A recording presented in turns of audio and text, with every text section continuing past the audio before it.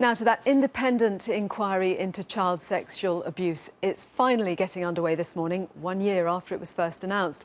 The inquiry is set to examine how the country's institutions handled their duty of care to protect children from sexual abuse.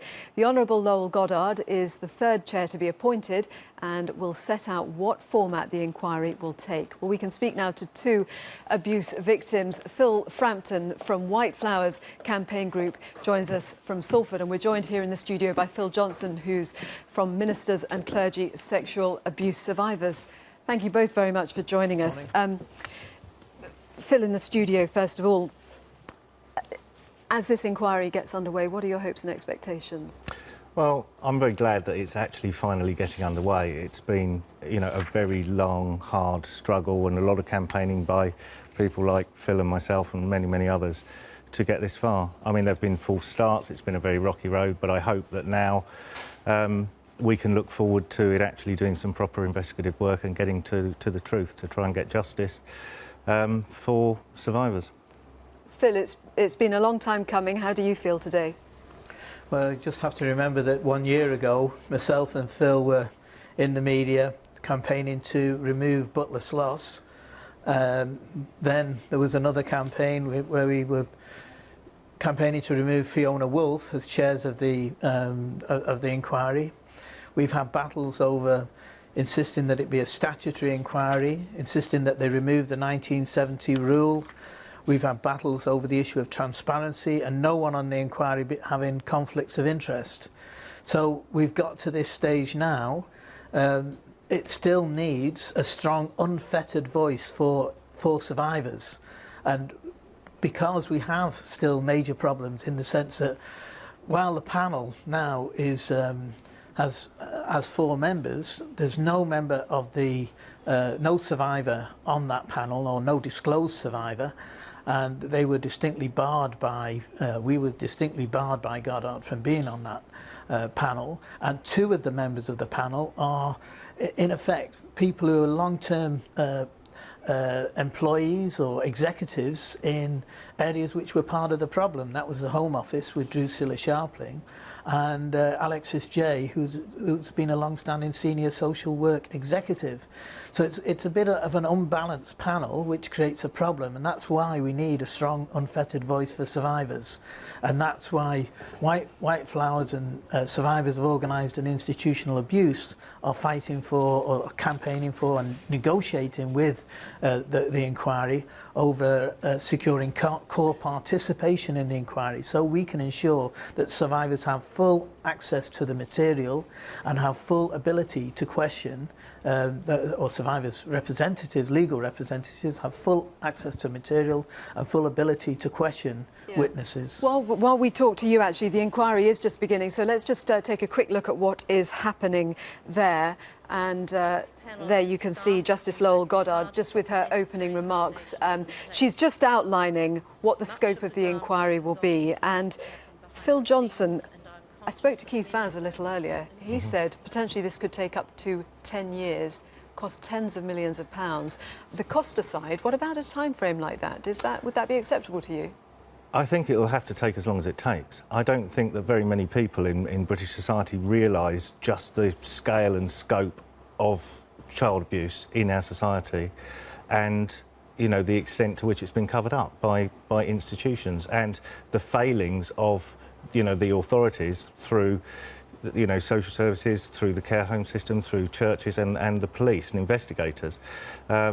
Just how the lack of resources that's been given to actually truly uncovering what's happened. How important a moment is this for victims? I mean, you talk obviously about so many institutions. Some have been better than others at handling what has gone on. What have your experiences been? Well, my experiences personally have been terrible. I mean, I've been through 3 previous independent inquiries, which were supposedly independent, but they were set up by the churches, which were the institutions in which I was abused. So each one of those has been challenged and has led to another inquiry.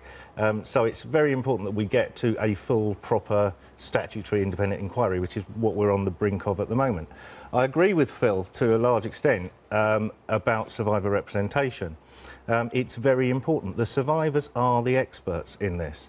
You know, we cannot trust the institutions to hand over all the evidence because, as has happened in the churches in the past, a lot of the most incriminating evidence has been destroyed or lost. You know, so it's very important that survivors are represented. We have now the VSCP, Victim and Survivors Consultative Panel, who the appointees are being announced today. They are currently negotiating their own terms of reference for their role within the inquiry.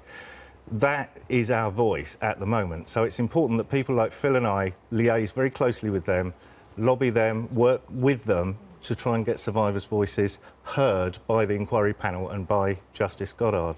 Phil, tell us more about the White Flowers campaign group and what your experiences have been. Well, White Flowers, as I said, was to the fore in campaigning to actually get to the inquiry, even to the stage where it's been now. But we still feel there are huge conflicts of interest in there. We particularly objected to Goddard's removal of any survivors from the panel on the basis that they lacked objectivity. And once she did that, and in effect, really, to be honest, smeared, I think she will regret those words now, but effectively smeared survivors, all survivors, when she said that. What she in effect said was that the Victim and Survivors panel was really like a bit like the children's table at the dinner party, I'm afraid, to contradict Phil on that. And it's clear that they won't have full access to material, they won't have full ability to question people. It wasn't even clear when the panel was set up what their role would be.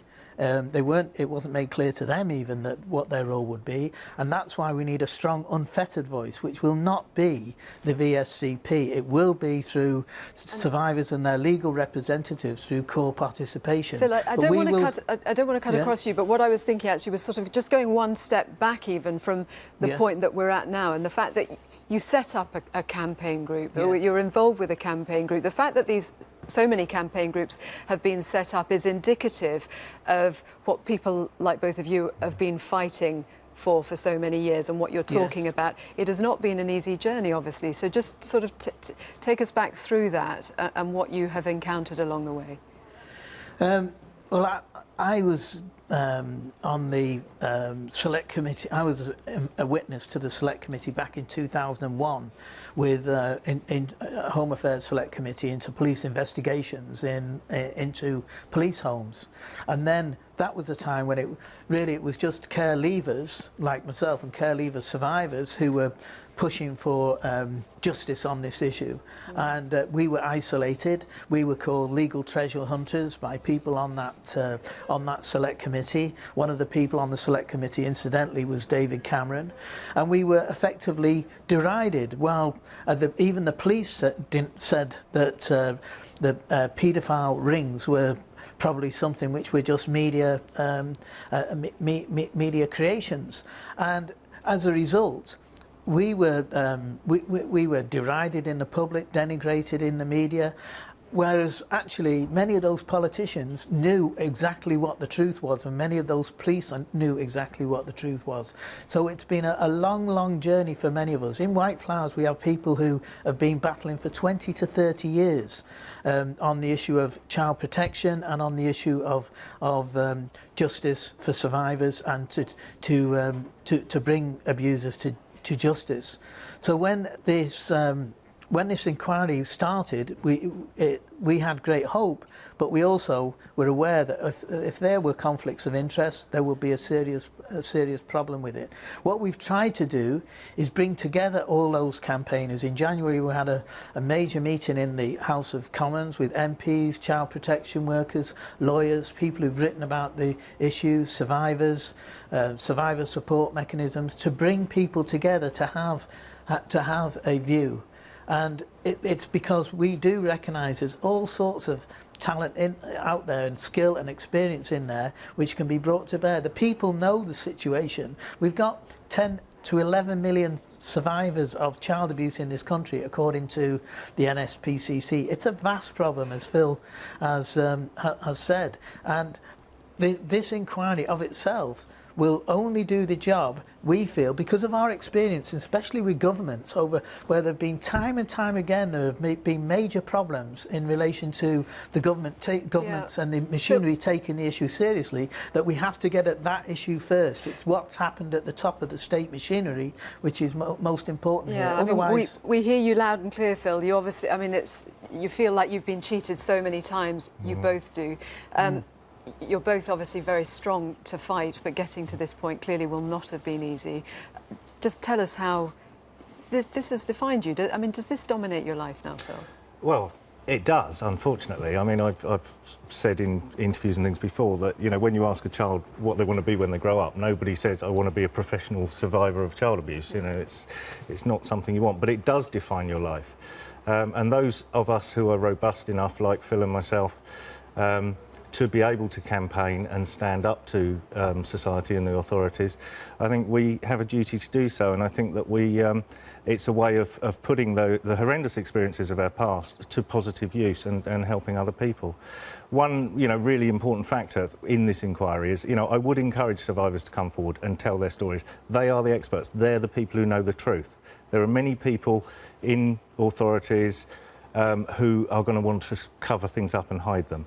It's crucial that the survivors tell their truths. Though, if there's somebody at home potentially watching who feels like they've not spoken about something, how hard is it for that person to come forward? It can be incredibly hard, and it can be very re-traumatising. And, you know, there are people who have taken their lives over this.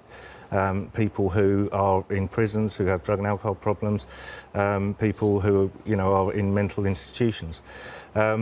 So it's crucial that the inquiry, the panel, the secretariat ensure that there's adequate support for people. So there's counselling support, whatever support they require, really, and that needs to be adequately funded. Now, I know this inquiry is going to be very, very expensive, but, you know, what price do you put on protecting our children and ensuring this doesn't continue to happen in the future? So, yes, I think it will be troubling, it will be difficult for people, it will be traumatic, but we need to continue to campaign to make sure that these people are supported and hopefully they will get truth and justice without having to suffer anymore. Phil Johnson from Minister and Clergy Sexual Abuse Survivors, and Phil Frampton, Chair of White Flowers Campaign Group. Thank you both very much. Thank you.